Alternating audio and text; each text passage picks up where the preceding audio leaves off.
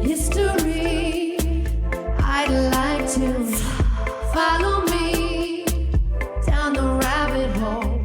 History, I'd like to, frankly, I want to know.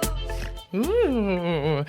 Oh man, this is cool because this is the first ever video HILF recording.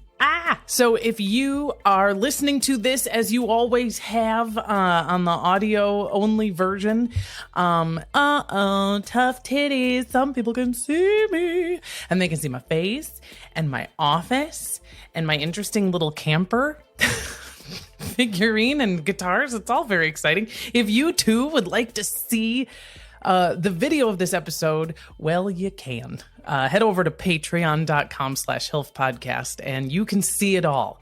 I might even flash my tits if you are at a high enough tier. That's not true. There is no tier high enough. There ain't no tier high enough. In addition to it being the first video episode of HILF, it is also the first audience request show. It's one of the reasons why I wanted to save this for when you could see me, because I don't have a guest.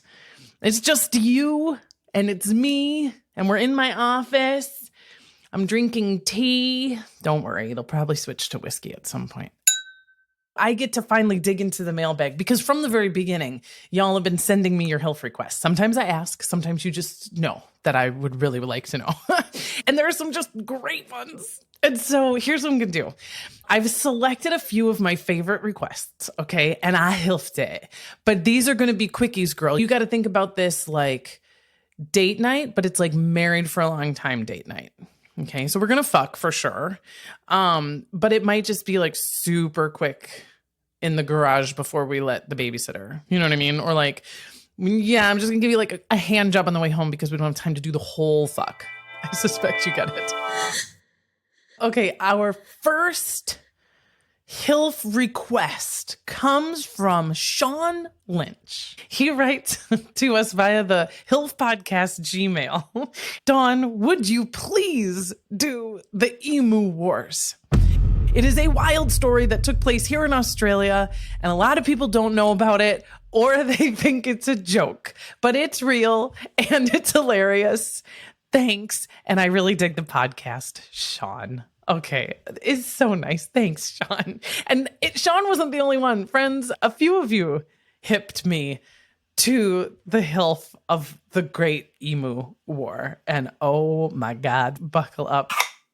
The first place we have to start for the Great Emu Wars is with the emu itself. Because if you cannot visualize how fucking scary an emu is, how big it fucking is, then none of this makes sense.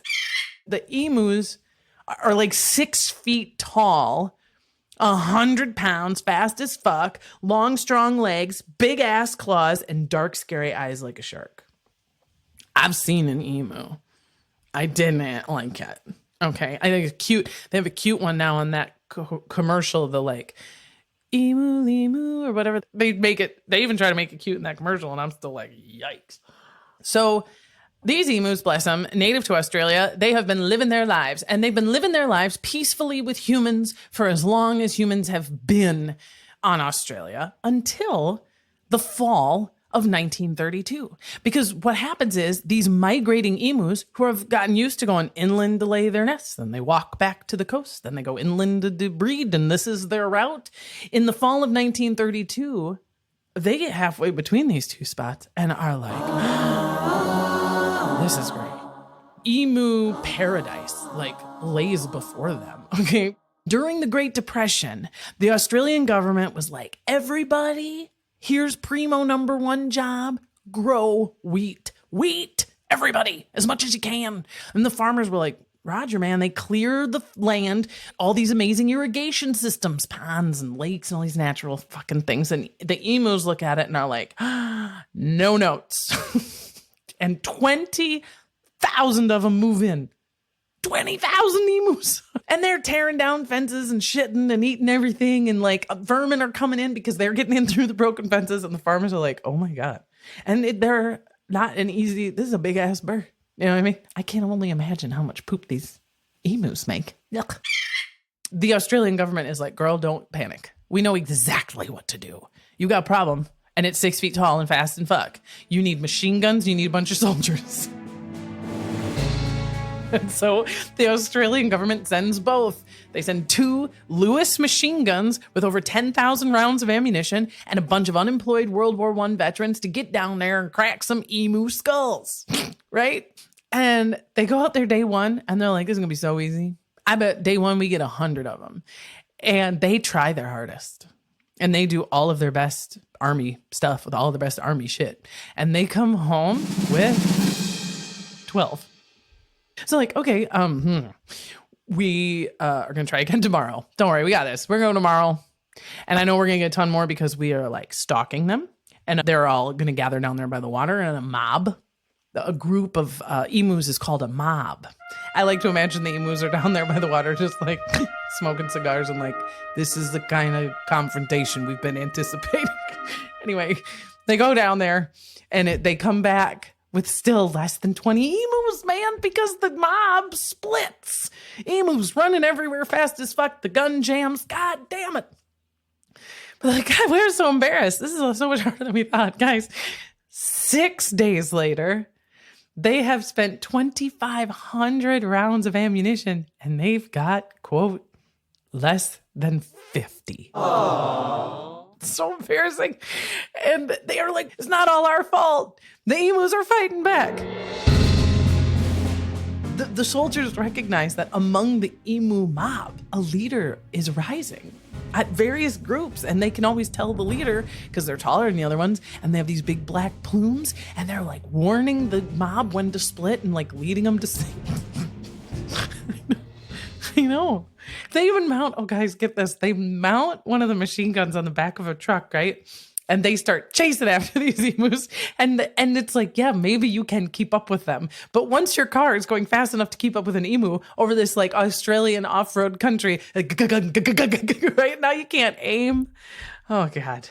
The good news is no soldiers were killed in the Great Emu War. And I'm not going to lie, I was shocked. I was like, really? All those guns and crazy? And no, okay, good. It was as funny to them then as it is now. In fact, there's a story of a journalist who, during an interview with the prime minister, is like, excuse me, will we be minting any coins or giving the soldiers any special medals? And he was like, shut the fuck up. These poor farmers, though, aren't laughing, right? I mean, this is a problem, man. They do ultimately find a solution, which is bounties, individual bounties on the emus, right? Make it worthwhile for one guy to go get one bird. That seemed to work. And then also better fencing. However, undoubtedly, when it comes to the Great Emu War of 1932, the emus definitely won. I know, right? Oh, Sean, thanks for that, man. Follow me, follow me, follow me, follow. Follow me, follow me, follow me, follow.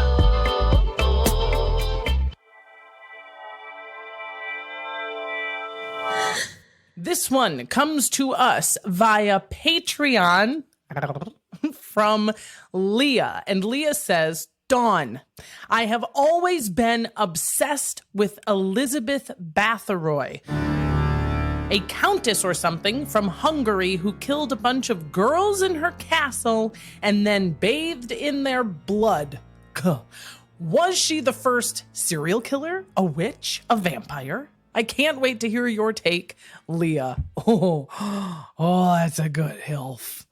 A gore fest set inside a Transylvanian castle. Yeah, yes, please. I'm going to start by taking you to the scene of the crime because yuck. And the way in which her crimes were first revealed is itself totally dramatic. It's 1612. Castle in Slovenia, and a Lutheran minister comes to town and goes to this guy named Thurzo, who is the countess's cousin, okay? And he's like, hi guys. So I've been getting some very unsettling reports some spooky shit that your cousin's up to. I'd like you to go up to her castle unannounced, if you don't mind, and just take a little look-see around. When Thurzo opens the door and walks in, he sees, quote, one girl exsanguinate on the table. Exsanguinate means drained of blood. Then nearby, another girl perforated. That'd be full of holes. Okay. Elizabeth herself is in flagrati of the crime. That would mean she's in the middle of doing some spooky shit. They then find a dungeon full of living but mangled girls, and underneath the castle, about 50 corpses. It's bad, okay? And that's you and me. We're like, that's bad. Do you know how bad it really had to be, though, for these cunts to think it was bad? Guys, we're talking Middle Ages, man. We're talking 1612. This is technically the Renaissance, but boy, howdy, did we all just spend a lot of time in the Middle Ages, aka the Dark Ages. Not a great time for reading, not a great time for medicine, not a great time for justice. Lots of ways to die, dark plagues, and all the wars, and you stub your toe and you die slowly over the course of like 3 months. The bloodbath death march that has always been pregnancy and childbirth. I mean, man, there were a lot of ways to die, and they all sucked. And, by the way, just torturing and murdering peasants on behalf of the nobility, that's not a big deal. That doesn't bother us at all. We've been doing that forever. In fact, not long before this whole thing took place, there had been the peasants' uprising. Boy, they came down hard on the peasants, particularly this guy Gregory, who was allegedly in charge of it. Friends, when Gregory is caught for the peasants' uprising, they tie him to a chair. They force a white hot crown onto his head. While he's tied up to this throne, they have him watch while they chop his younger brother to pieces. And then when that's done, they cut little pieces off of him and feed his body to his troops. And they have to eat it.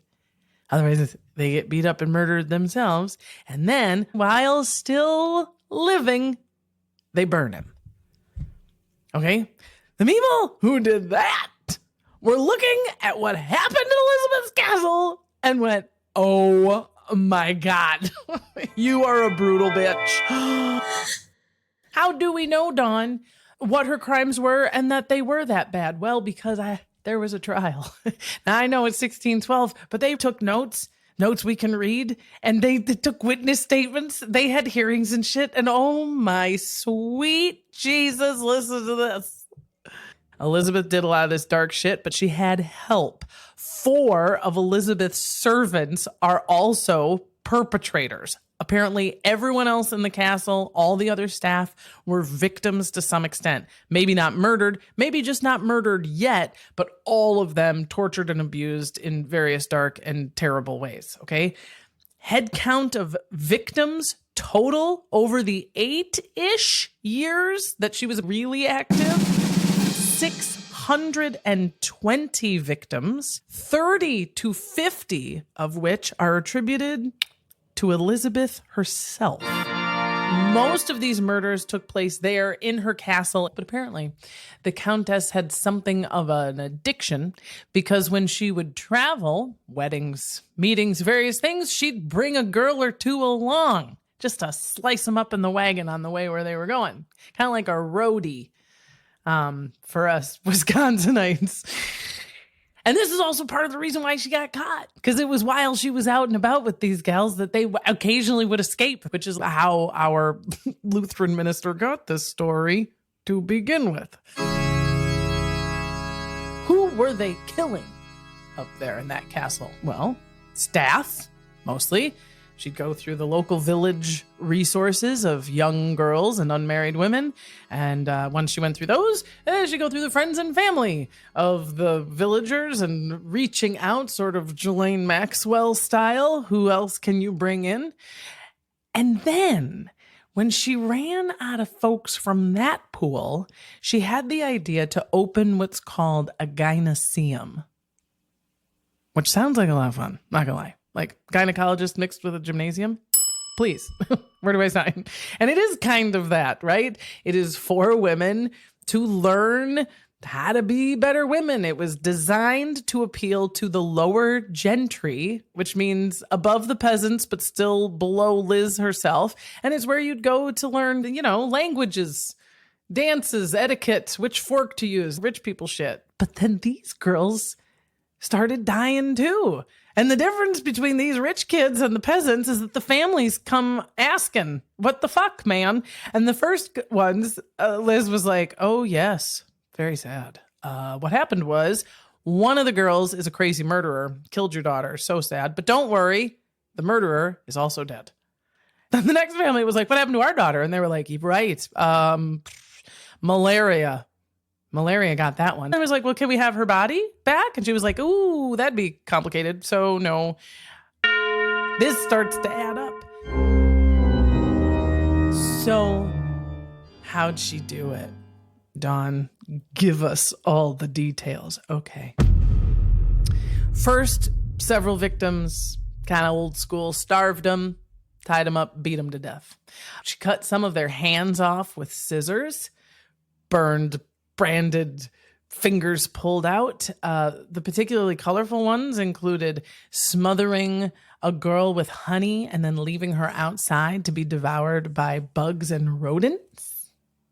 Another girl was sat naked in a tub of water and left out overnight to slowly freeze to death. And the punishments doled out to anyone who tried to aid one of these girls was promised to be even worse.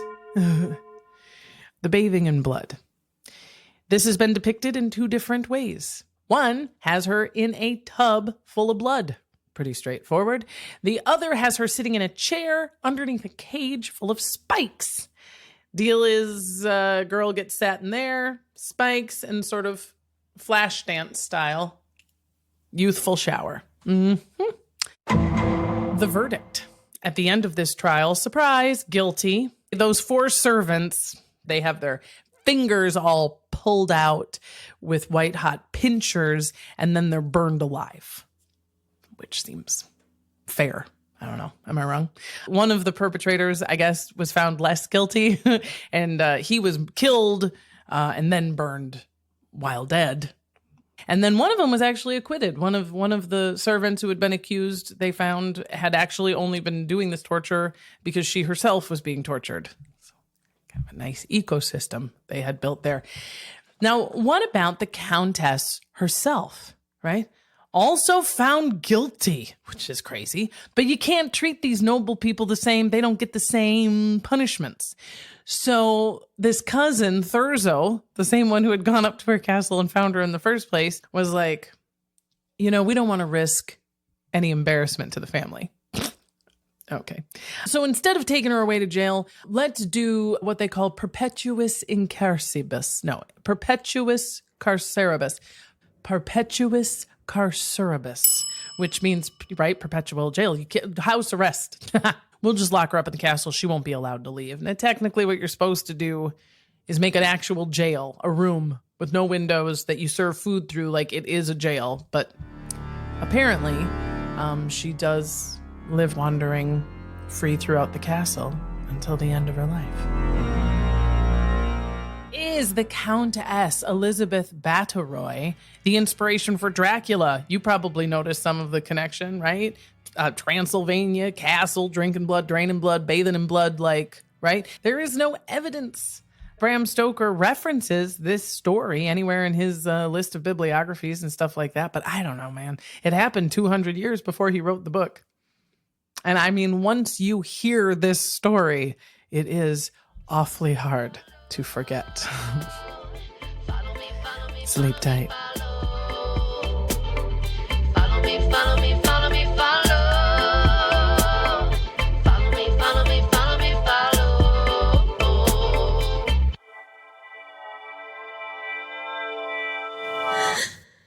our next HILF request comes to us from Shelly. Let's see. Where did Shelly send this from?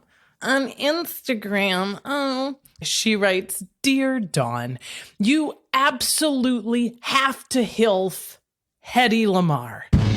She's so badass. The hottest woman ever and an engineer who has patents and stuff. Please. HILF Hedy already. Your fan, Shelly. I mean, right? Shelly, right? And like, there's probably some of you who are like, fuck Shelly. Why Shelly? I requested Hedy Lamarr too. It's okay. A lot of you did. She's a big HILF. I mean, like, people literally want to fuck Hedy Lamarr. I want to fuck Hedy Lamarr. You want to fuck Hedy Lamarr. Look at her. Hedy Lamarr won her first beauty contest when she was 12. In Austria, by the way, where I'm not going to say there's not babes everywhere, but let's be honest. There's a lot of babes in Austria. You're the hottest babe at 12? Damn. Brunette, long lashes, high cheekbones, look at that kissable little mouth. You get it, okay? She's also always been very smart. She was way ahead of her peers in like math and engineering, aced all of her tests, and rich. Holy fuck, this is the trifecta. She's hot, she's rich, and she's smart. In 1933, she kind of combines all three of these wonderful assets, and she goes into movies. And in 1933, she's cast in her first movie. She's 18, and this movie, you guys, okay, it's called Ecstasy. It's on YouTube. You can watch it, and I highly recommend you do, because it is pure sex. I watched this fucking thing. She's a young bride in this movie, and the opening scene, the first thing you see is her new husband can't get the key into the lock of the door. Then she goes through this you watch Ecstasy, girl. I tell you the whole movie, but here's the good news is she gets nude. You see full tits, and she has an orgasm, man. It's her face, just her face, but it's not hard to figure out exactly what's going on there. 1933, tits, orgasms, fuck. Surprise, this movie was banned. Getting your own individual copy is like finding a Playboy in the woods in the 90s. Man, it's treasured, right? And both Hitler and Mussolini owned their own personal copies of Hedy Lamarr's movie Ecstasy, which would be weird enough. That could be a thing. You just boop. That's a weird thing that happens. But here's what makes it even fucking crazier, you guys. The year after this movie comes out, Hedy's 19. She marries this very rich, much older guy named Frederick Mandel. He's also Jewish. He also is a weapons manufacturer. And he has, listen to me, he has Hitler and Mussolini over to their house for dinner parties. Did you hear what I said? Okay. Not only is it nuts that you would have Hitler and Mussolini over to your house for a dinner party, they both own their own personal copies of like your teenage wife's nudie picture. Crazy. And one of the things these guys are talking about is weapons, okay? Because Hedy's husband makes weapons and these two fucking guys fucking love them. And Hedy's just eye candy and she's bored. 1937, Hedy's like, I gotta get the fuck out of here. Not just out of Europe, but out of her marriage, man. Frederick sucks. No, really, he has dinner parties with Hitler and Mussolini, and he's not a good guy. He won't let her act. He hardly even lets her leave the house. And to get away from him, okay, she's like 24, she drugs the maid, steals her uniform, and has to fucking sneak out. I mean, it's like, right? Sleeping with the enemy kind of stuff. She gets her ass to Hollywood. Great idea. MGM gobbles her up because they're no dummies. And look at these beautiful cheekbones. Okay. And she does really well when she gets to Hollywood. Her biggest hit easily is Samson and Delilah. I mean, this thing wins Oscars and she's the gal. She's the silver screen 1940s movie star. Okay. She's living in Hollywood. Things are going pretty well. She's got this new neighbor. Okay. And he's a composer. His name is George Anthill. And in addition to being a composer, he's also writes love advice columns, hot, and he's into endocrinology. So Hedy hits him up with a gland question, i.e., any way endocrinology can help me get bigger tits. I'm serious. And he's like, I don't really know anything about that. And so natural conversation flow goes from glands will make my tits bigger to musical composition, because he's got this avant-garde way of composing music, which includes sequence skipping. Okay. And by the way, I don't understand music that great or engineering. But my understanding is that their discussions focused on how a player piano works, with like the turning wheel that plays different frequencies, and how if you switch frequencies, it's almost impossible to follow. Now, they, of course, meant impossible to follow as a musician, right? Even a jazz musician that's kind of trying to find chords and find ways. When you do this shit, it just throws it all off. And Hedy was like, God, that's fucking great. You know, radio frequency is how we're guiding these weapons and these torpedoes. I think we can stick this shit on a bomb and save the world, man. Get it? This jib jab, when she was just eye candy at fucking parties with Hitler, is now, right, come in full circle. So George Anhill and Hedy Lamarr don't just like jot it on a napkin, girl. They go through the academic rigor to get this patent made. And in 1942, they file their patent. It's got one of them long ass numbers, but it's known as the Lamarr Anthill patent. Okay. And it is the concept behind anti-jamming devices that are still used today. And it's the backbone of Wi-Fi. What? So you can imagine, I mean, we're in the middle of the war. You're a movie star, and you also happen to be one of the most brilliant minds in the science field. So she takes, you know, her big brain and her little tits to this inventors council in 1942. Because she's like, what else can we make? What else can I do? How else can I be useful? And they're like, oh my God, you are so smart. But I think you should take them B cups and go sell war bonds. And she's good at that too, surprise. Apparently her bit was like, she had this guy, a plant in the audience who was like a sailor, you know, and she would be like, if you guys buy a certain number of bonds, I'll kiss that guy. And then they all buy the bonds and it's like, mwah. I know, come on. It's fine, she did great. She sold a bunch of bonds, good for her. She never stops inventing. She has a drafting table put into her house and she spends her time working and she comes up with some other stuff. She invented a better traffic light, carbonated drinks from a tablet.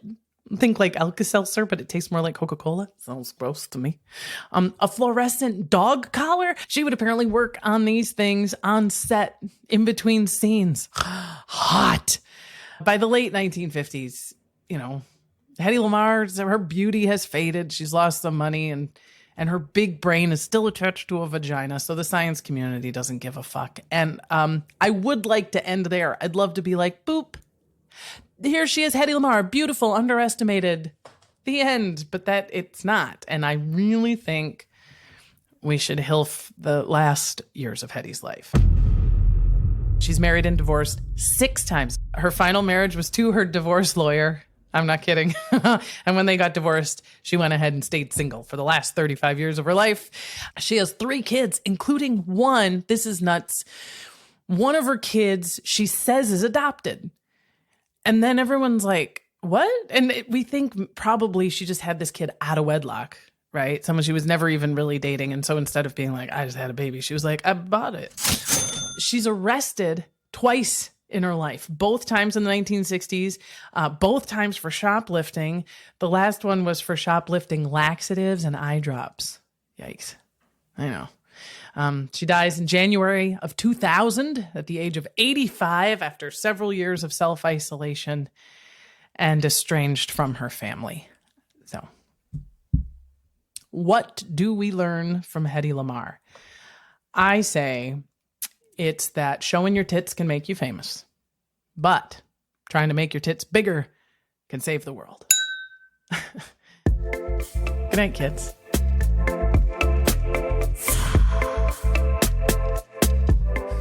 Oh man, that was really fun. Hey, thanks for listening. And thanks to everyone who has sent in their HILF requests. All right, please keep them coming. because history certainly isn't running out of dope shit, and I can go all night. Now, if you want to watch the video of these hilfs, and you really do, because emus and bloodbaths are very visually interesting, head over to patreon.com/hilfpodcast, where you can not only see them, but also get early access to future videos and everything I do. And you're also supporting the pod, which keeps me in thick books and fast internet. Now, our next new episode has us gunslinging in the Old West. Join me and my guest, actor and comedian Brandon Gibson, as we undress Doc Holliday. I'll be your Is it Huckleberry? Hucklebearer? How close was Val Kilmer's performance in Tombstone to the real guy? Well, this and more when you tune in. Until then, our theme song was composed and performed by Kat Perkins. A reminder that you can find my sources, links to the books, documentaries, and articles I reference in the show notes of this episode, or by emailing us, hilfpodcast@gmail.com, or messaging us on social media @hilfpodcast. This has been Hilf, History I'd Like to Fuck with Dawn Brody. I'm Dawn Brody, reminding you that history is a party and everybody's coming.